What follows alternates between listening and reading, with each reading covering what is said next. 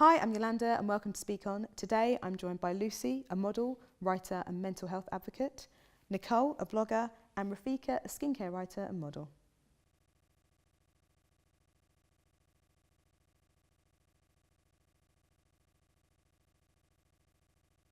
Thanks for joining us for part 2. Today we're talking about social media and the influence it has on the way we communicate and share information. Right, I'm going to start off by talking about the incident that happened last year in Oxford Circus. It wasn't a thing, no one was hurt, but there was, for a little while, we weren't sure if it was a terrorist attack, what was happening, there was talk of gunfire, etc. And the whole thing turned out to just be people panicking on social media. There was like a lot of misinformation, everybody was scared, and just outright lies, Ollie Murs. So yeah, it really got out of control. I mean, I had friends that were literally kind of like in the kitchens of restaurants, like hiding because everything just went really wildly out of control. So one lesson we should learn from that is that we need to be a little bit more careful and be a little bit less like with the whole itchy trigger finger thing on social. As you guys have a following and therefore have a responsibility, how careful are you when it comes to liking or reposting content? I'm going to start with you, Rafika. So when it comes to liking content, I like anything that, you know, just attracts me as a person or as I say, part of the audience. But when it comes to any political issue, anything that's going on within the world that's fairly serious, again, you've got to be so careful about what you like or what you have an opinion on. Ideally, I try to stay away from it because, again, you don't want to get sucked into it. I have an opinion and the next person is going to have a separate opinion to me, and I don't want to be bumping heads with someone who I know I'm not going to be able to get through. Whether I feel I'm right or they feel they're right, I don't want to be in that position. Again, I've got followers who might feel completely different to how I feel. And I don't want to offend anyone out there because they are sensitive topics. And so for something like if that happened again, do you... you mean the Oxford? Yeah. Do you ever kind of post anything in real time? Do you ever kind of like join in with that kind of conversation again, or anything? Or do you just watch and see what happens? So the first thing, and in the Western world, the first thing, anything like this happens, everybody's on like terrorism. I am so scared being Muslim that it always comes back to a Muslim did this, and then there's always backlash in the Muslim community. So again, I try to stay as clear from it. But it makes me fearful for not just myself, but for my family.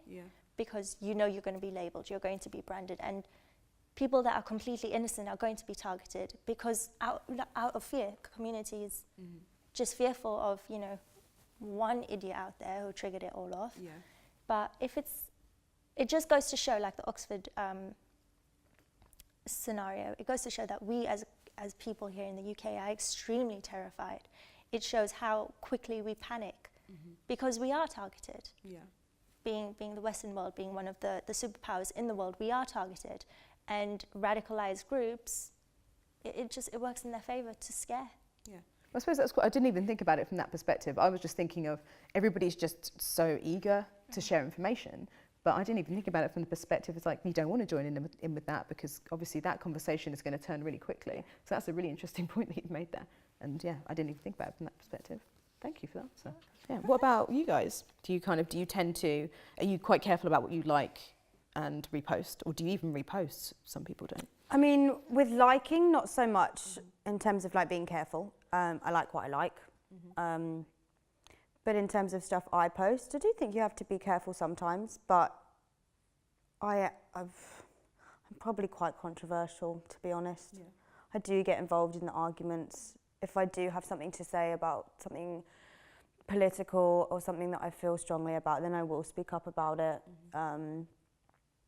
The end of last year, with all of the marches for the Libyan slaves, I think it's really important to speak out about issues like that, or any kind of issues that I feel passionate about, but that I think everyone should feel passionate about. If you have any kind of following, I think it's important to speak about those kinds of things. But equally, I did lose a bunch of followers from that, which is mad, but it does happen. Which is crazy, because you feel like everybody would be outraged about that. It's like, it's like saying, oh, I don't really like the rain, and people go, oh no, come on now. And it's like, really? Is that you don't agree that slavery is bad? Okay. So you don't lost follow me then, following because that's fine. because- Yeah. Really? Yeah, That's insane. a couple of That's- hundred. For liking in that something that's day. like quite terrible. Wow. Yeah. Wow. Because some people just don't want anything political on their timeline. Okay, They don't. They cool. want. Yeah. They want the blinkers on. They want, you know, the ignorance is bliss. Yeah. And they don't want to think about I things suppose like that. it boils down to why people are on social. Some people are just Yeah, on because they just want to exactly. see fluff or No, that's happy fine. things If and that's- unicorns. Yeah. Yeah, and that's fine. Yeah.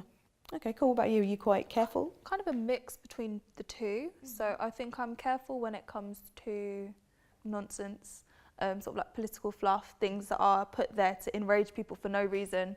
I don't feel like it deserves my response. So you don't go around liking these purposely inflammatory type things? No, because it is a baiting mechanism and I'm not here for it.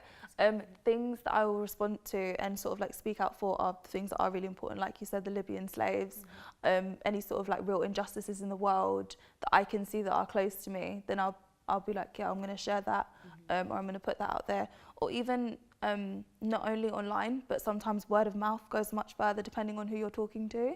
So things like that, but yeah.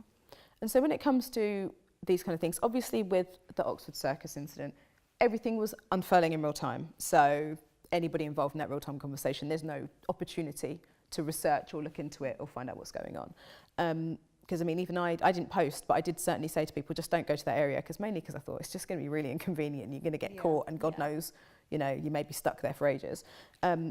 You can't research, you can't look into it. But for, say, something like the Keaton Jones video that went round last year, there was this video of this like poor boy getting bullied, and then after subsequent stories, I don't know how true, whatever anything is, but people were so quick to share with very little research, and then they were like, oh dear, we should have researched and looked into this. Yeah. Do you, if you are going to like something or repost and you feel strongly about something, do you take the opportunity to look into it? I'm going to ask Lucy. Yeah, I do. Yeah. It's when things go viral that when I feel like everyone's talking about something, that's what makes me think, hang on, what's actually going on? I don't ever just go, this says this, oh, that's true then, and then just read. Like, no, I want to find out what's going on myself. I want to figure out what's really happened and see it from two sides. If there is two sides, there might be five, there might be four sides. It's important. Also, you just look really stupid otherwise as well, because if you've just reposted stuff to a bunch of people and you're just kind of spouting garbage, then that's embarrassing. And I'll ask Rafika, have you ever posted something that has come back to bite you? In that respect, it doesn't have to be a huge bite, it can be a nibble. But I don't think I have. But going back to it, like Lucy just said, you research everything. I go to my dad. My dad is like Wikipedia. He knows everything and anything. When it comes to current events, my dad knows about it. I think everyone's dad's that guy. So no, I don't blindly like anything or blindly follow anything.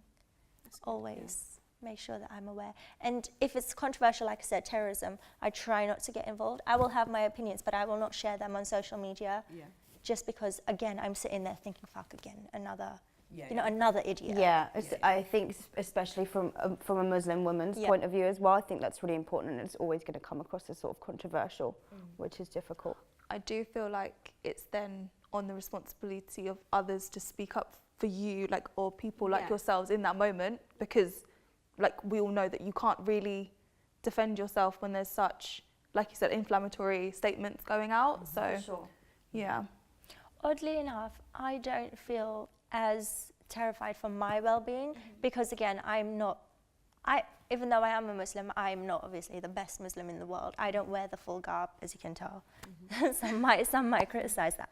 But there are those who wear the hijab that do get targeted, and they are called names on the subway. They are abused, they are pushed, they are spoken to as though they're less than human. So I do feel for them, but I myself don't feel in danger, if that makes sense. I just don't feel the need to comment on it. yeah, that's fair enough. It's good to have a stance. You've chosen your lane. Stay away yourself. from it. Exactly, staying away from this Yeah. and not, So I think you have to be careful as well. So it's when you're responding and what you're responding with, and where I don't that might agree go. with any of it. Yeah, I don't agree. I You don't have to usually respond to every single thing Yeah. you see. Yeah. Okay, cool. Right, and so I'm going to move this on a little bit and say now we're going to move away from that incident. Have you ever seen anyone post false information about you online? Nicole? No. Oh, okay, look at you. Yeah. Well, not yet. Fingers crossed it doesn't happen, but it probably will one day. I'm always just kind of trying to prep myself for when that does happen. Just in case. Just in case. Because like, I know the type of person I am. I'm like, no, it's not true. Like, no one cares. Please don't believe it. So yeah, but I can only imagine that it must be quite difficult to deal with. Yeah. What about you, Lucy? Has that happened to you before? Not so much false information. I guess it would just come across as more like misconceptions. I definitely think I've posted stuff that I regret. Even like some of my modelling stuff, because for some reason people think that the female body, if it's out, then that means that you are a certain type of person. And if you are a certain type of person, then that makes you less of a woman. And there's all these ridiculous connotations with it. So I definitely have that kind of backlash. If I've had like lingerie shoots or nude shoots, I definitely face that kind of backlash a lot of the time. But ultimately, most people don't know me. They don't know what I'm really like. So I think you have to sort of roll with the punches. But it's hard, you know. Obviously, things people say can hurt your feelings sometimes, but... Okay, and Rafika, if something was posted online about you that was crazily, wildly inaccurate and incorrect, how would you handle it? I just tend to ignore it. At first, it wasn't as easy as ignoring it. It would knock away at your self-confidence. And I'd sit there and I'd cry. And I remember my mum saying, if this is the life that you want, you've got to be able to take the negative with the positive. Whatever it is, you're still getting publicity, and just be happy. So it's a growth thing. So you learn to deal with it. So if somebody posted something, you'd be like, oh, forget it. Yes, someone's always going to have an opinion. Someone's always going to try and take away from your success. Or, you know, if they think you're successful, they're going to try and bring you down a peg. Okay, fair enough. And would you guys have the same reaction then if somebody posted something online about you? Would you want to go online and set the record straight? Or would you be like, well, people that know me know, so who cares? I think it's really difficult unless you're in that situation. You don't know how you're going to react because it depends on the day, depends what's actually said. So, you know, someone might say something that really hits a nerve with you and you just kind of fly off the handle and it's not something you can kind of control at the time. But you do have to be careful for sure. But do you know what I've noticed? That when someone writes a lie about you, there's always going to be 10 other people that follow it because they want to believe that. Whether you comment on it to set the record straight, if they don't want to believe you, they're not going to. So there's no point in wasting your energy, really. Yeah, I suppose there's always going to be people that believe rubbish and conspiracy theorists and flat earthers and stuff like that. People that just all believe the crazy rubbish. rumours in the world. Yeah. Some of them start from nothing. Yeah. So in 2018, maybe we can think before we repost. Check our sources. I really wish people would. That is the thing that does my head in. Just don't post things that just are blatantly not true. Think about what we're liking and sharing and whether or not we're contributing to fake news and just overall general stupidity. So yeah, that's it really. Thank you so much for joining us. Please like and subscribe and we'll see you next time.